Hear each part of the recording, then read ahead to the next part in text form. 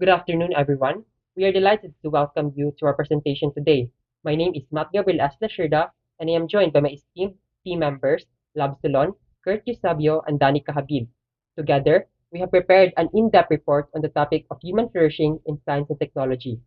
Our objective today is to provide you with a comprehensive understanding of how advancement in science and technology enhances human well-being by improving healthcare, education, and communication.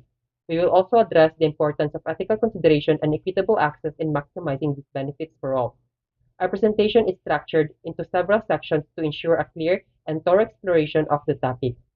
I will commence with a brief introduction and an overview of technology as a mode of revealing. Following this, Curtis Sabio will delve into the concept of technology as poesis and the notion of questioning as piety. Danica Habil will then discuss in framing as a way of revealing in modern technology. And finally, Love Salon will share her insights on the impact of technology on the human person and the role of art as a way of reframing. We appreciate your attention and look forward to engaging with you throughout our presentation. Should you have any questions, please feel free to ask at the end of each section or during our Q&A session at the conclusion of the presentation. Thank you, and let us begin with our first section. So, the progress of human civilization throughout history mirrors the development of science and technology, which gives meaning to human life. So, this means that advancements in science and technology have greatly influenced human civilization. Innovations like the wheel, printing press, and internet have transformed productivity, communication, and information access. These changes have improved living standards, health, and education, helping solve problems and enhancing life quality. So technology has also enabled cultural exchange and global connections, linking people and ideas worldwide. Ongoing scientific and technological progress drives economic growth, sparks creativity, and tackles global challenges, enriching human life. So, as both bearer and beneficiary, people may unconsciously impact the world in their pursuit of the good life, necessitating reflection on what truly matters. So, this means that in their quest for a better life, individuals often influence the world around them in ways that they may not fully realize. This pursuit can lead to both positive and negative consequences, affecting the environment, social structures, and future generations. For instance, technological advancements can improve quality of life, but also raise ethical concerns and create social disparities. Therefore, it is crucial for people to periodically assess their values and actions, considering the broader impact of their choices. So Martin Heidegger, a German philosopher who proposed meditative thinking as reflective, contemplative, and open to the essence of being and the deeper truth of existence. This means that meditative thinking involves a deep and thoughtful engagement with one's inner self and the nature of reality. This process goes beyond surface level considerations, inviting individuals to explore the fundamental aspects of their existence and the universe. It requires a quiet and focused mind, allowing for introspection and the discovery of profound insights. Such thinking encourages individuals to step back from the busyness of everyday life and consider their purpose, values, and interconnectedness of all things. Meditative thinking, as described by Heidegger, involves a deep reflection and contemplation on the essence of being and the fundamental truths of existence. An example is mindfulness meditation, so where an individual quiet or empty their minds to explore inner thoughts and emotions, gaining insights into their purpose, value, and interconnectedness with the universe. So science and technology must be taken as part of human life that merits reflective. So science and technology are essential to modern life, improving health, communication, and more. However, their powerful impact requires thoughtful consideration of ethical, social, and environmental consequences. Reflective thinking ensures that advancement benefits humanity, promotes equity, and protects the environment, fostering responsible and sustainable progress. Science and technology plays a crucial role in modern life, particularly in the fields like healthcare, where AI is advancing in diagnosis and treatment. Reflective thinking is essential here to consider ethical, social, and environmental impacts. For instance, in AI healthcare applications, reflective thinking involves assessing issues such as patient privacy, the impact on healthcare professionals, and the sustainability of AI systems. This thoughtful approach ensures that advancements are implemented responsibly, benefiting society while safeguarding ethical principles and environmental sustainability. To appreciate science and technology, they should be examined for their broader impact on humanity, not just their functionality. So, to fully appreciate science and technology, we must consider their wider societal and environmental impact. This means looking at how they influence health, communication, culture, and the environment beyond just their practical uses. By understanding these broader effects, we can make responsible decisions that ensures that these advancements benefit humanity in a sustainable and equitable manner. Meditative thinking is reflective, contemplative, and open to the essence of being and the deeper truths of existence. Meanwhile, medical research employs scientific and technological principles to cure and prevent diseases to ensure a good quality of life. So, to further expound, meditative thinking involves deep contemplation and reflection on life's fundamental truths and one's inner self. It fosters mindfulness and emotional awareness and insights into personal growth and spirituality, leading to greater inner peace and connection to the world. Martin Heidegger's The Question of Technology urges us to see beyond people's common understanding of it. So, technology is understood as both means to an end and a human activity. Technology serves as both a practical tool for achieving goals and a product of human creativity and innovation. It enhances efficiency and convenience while reflecting on societal values and addressing challenges through scientific knowledge and collaboration. This dual role influences cultural norms, social interactions, and ethical considerations, prompting reflection on its impact and potential for positive change. Technology itself is a contrivance in Latin, an instrumentum. In Latin, instrumentum signifies technology as a tool or device crafted by human ingenuity to serve practical purposes and tasks. Let's say, for example, a book. A book is made as an instrument for education, while car is made as an instrument for transportation, and a phone is made as an instrument for communication. So this emphasizes that all technologies is made for a certain purpose or task. The consumption of technology, which is a human activity, can therefore be called the instrumental and anthropological definition of technology. So Heidegger further asserted that the truth can be pursued through the correct, the experience and understanding of what is correct lead us to what is true. Understanding what is correct helps us to uncover truths that resonate within our values and beliefs, guiding our decisions and personal growth. So Heidegger's idea that the truth can be pursued through the correct is illustrated by scientists investigating a mysterious illness. By rigorously applying correct scientific methods to test various hypotheses, they eliminate false leads and eventually identify true causes, which is a specific virus. This shows how correct procedures lead to the discovery of truth. Reveals so much more about the human person. It is a way of bringing forth or making something by considering technology as revealing, truth is brought forth. The truth that the earth is weeping could be revealed by information and data taken by modern devices. Technology reveals truths by facilitating knowledge discovery, enhancing communication, and shedding light on societal issues, fostering informed decision making and collective action. Technology reveals truths by facilitating knowledge, as seen in climate change research. Modern devices like satellites, weather stations, ocean buoys, and supercomputers gather and analyze data on a global temperature, ice cover, sea levels, and weather patterns. This technological revealing brings forth the truth about the Earth's changing climate, showing evidence such as shrinking ice caps and rising sea levels. Through this information, humanity gains a deeper understanding of climate change and the needs for action to mitigate its effects. Heidegger's concept of aletheia, poesis, and techne. So aletheia means unhiddenness or disclosure. It denotes the state of being unconcealed or the condition of being evident and truthful. In philosophical context, it often refers to the unveiling or revealing of reality as it truly is, beyond appearances or illusions. Poesis, on the other hand, is defined as bringing forth. It also refers to the act of creation or production. It encompasses the process of making or bringing something into existence, often associated with creativity, craftsmanship, and artistic expression. Techne, the root word for technology, means skill, art, or craft. It encompasses knowledge and expertise in a particular craft or discipline, emphasizing practical skills and techniques used to create or achieve a specific purpose. Let's say, for instance, a sculptor used techne or a skill to perform puwases or a creative act, bringing forth a statue from marble.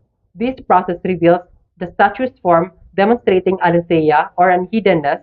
The expertise enables the creation, unveiling the inherent truth and beauty within the marble. So Martin Heidegger quoted that technology is a poesis that discloses or reveals the truth. To further expound, technology functions as a catalyst for uncovering truth and fostering innovation across disciplines, shaping societal values and prompting ethical consideration in its continuous evolution. Furthermore, Aristotle defines poesis as making or producing something for a purpose, which might refer to poetry and composition. In Aristotle's terminology, poesis refers to the act of making or producing something with a purpose or goal in mind. Aristotle used poesis to describe the creative process where an artist or craftsman intentionally brings something into existence, whether it's a work of art, a literary piece, or any crafted object. Thus, poesis emphasizes not just the act of creation, but also the intentionality and purpose behind the creative endeavor. Solar panel technology exemplifies both Heidegger and Aristotle's view on poesis in technology. So according to Heidegger, it reveals the truth of renewable energy potential and is purposeful and creation aimed to at sustainable energy production in Aristotle's behalf. So we have a question that says, does the idea that a technology in poesis apply to modern technology?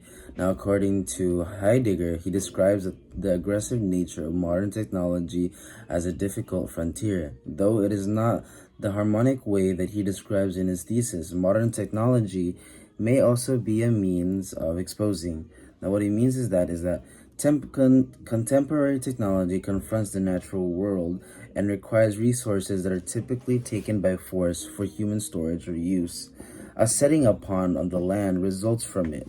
One example of how contemporary technology challenges and creates a setting upon is land mining. In order to satisfy people's insatiable desires, it takes minerals out of the soil and forcibly takes the land. Now, with how advanced our technology has become, we can say that revealing never comes to an end. The revealing always happens on our terms, because everything is on demand. Information at our fingertips with our phones, food being harvested out of season, gravity defied to fly off to space. Now, these are just a few things that measure the capacity of a human person.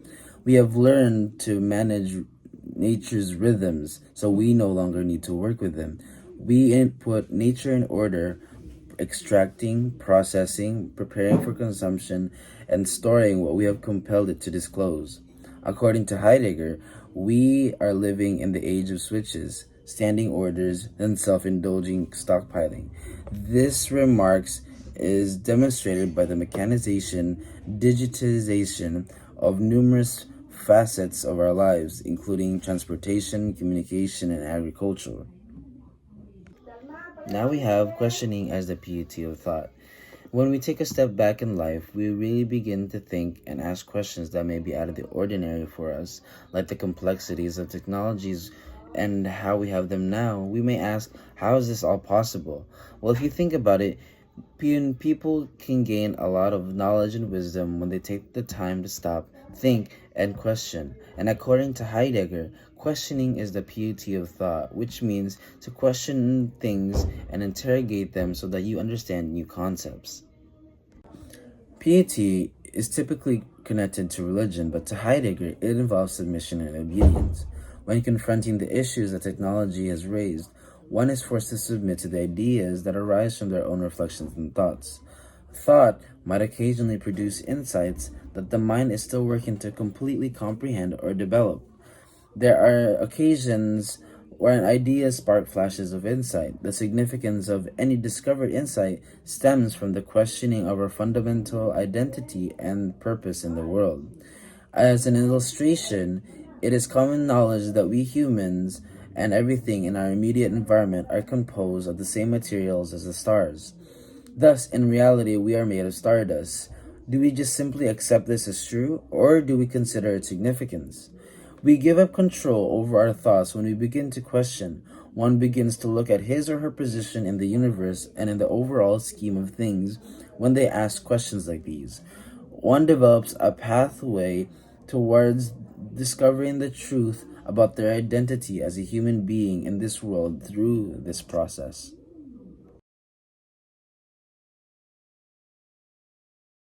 The next part is in framing, way of revealing in modern technology. So today, I want to talk about the modern technology changes the way we see nature, a concept known in framing. So in framing is like putting nature into a box or a frame to better use and control it. So this is the way of thinking turns nature into something we can measure, organize, and use as we want. But however, there is a downside to this approach. By focusing only on how we can control and use nature, we miss out on its true essence and natural beauty, which is poesis.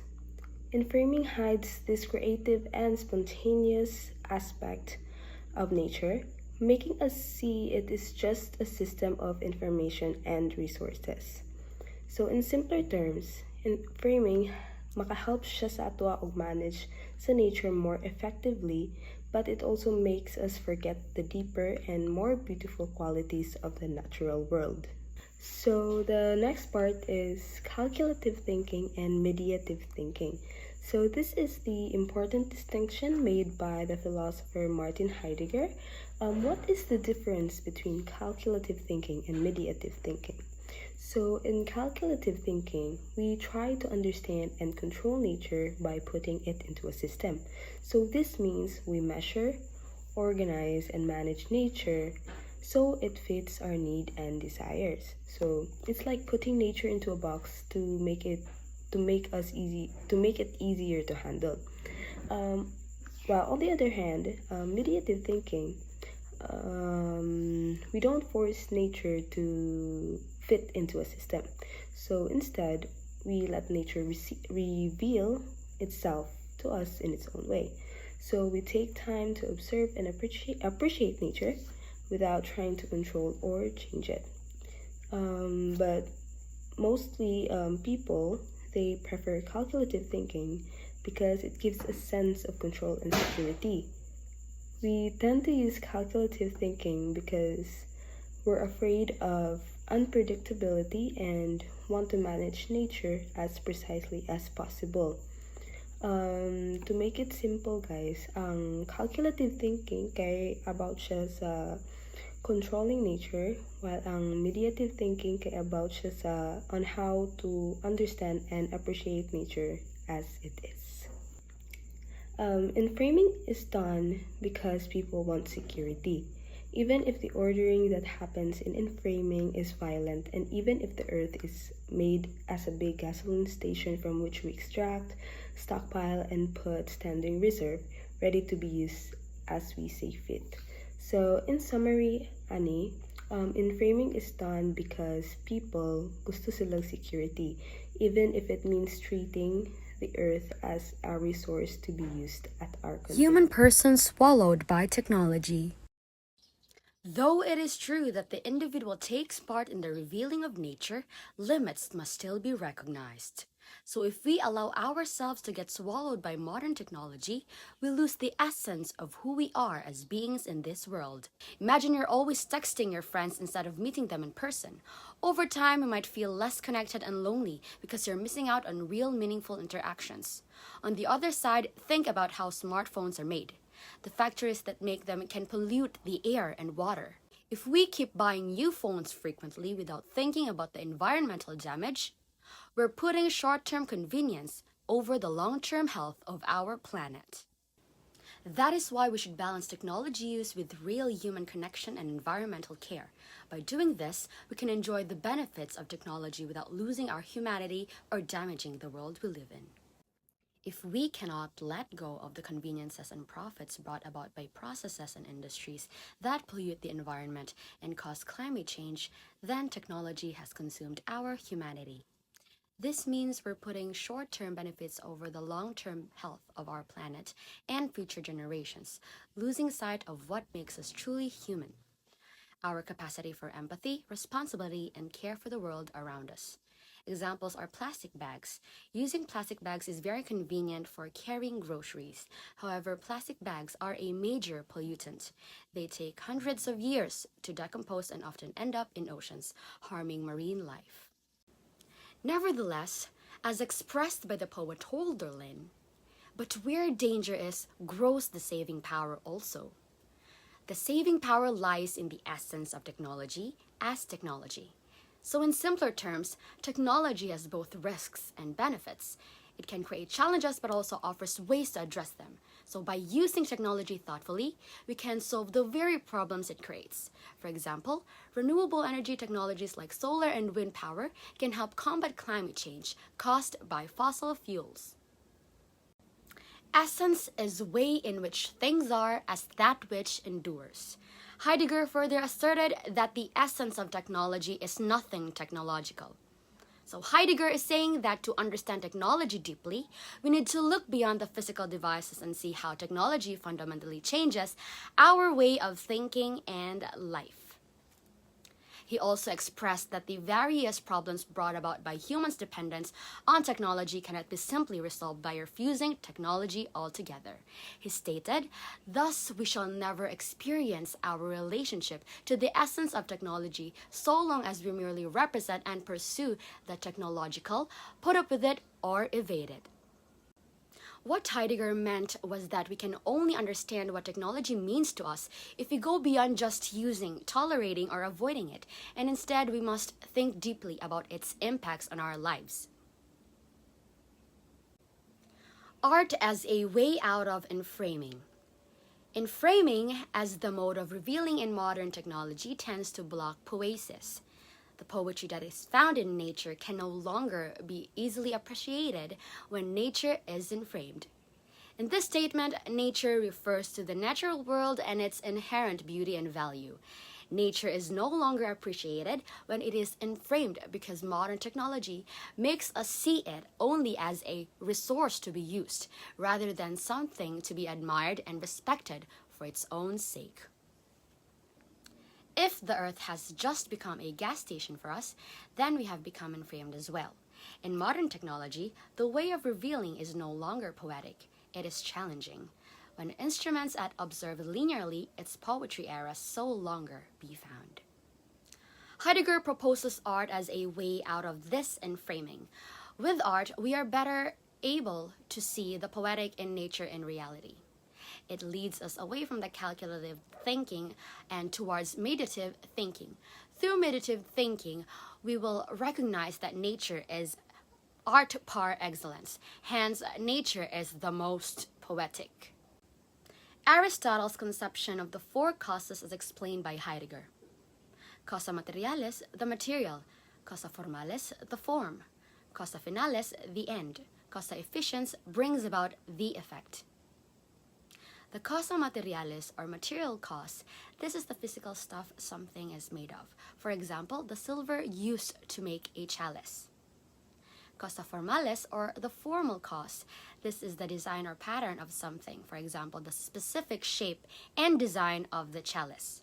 Causa finalis, or the final cause, this is the purpose or goal for which something is made.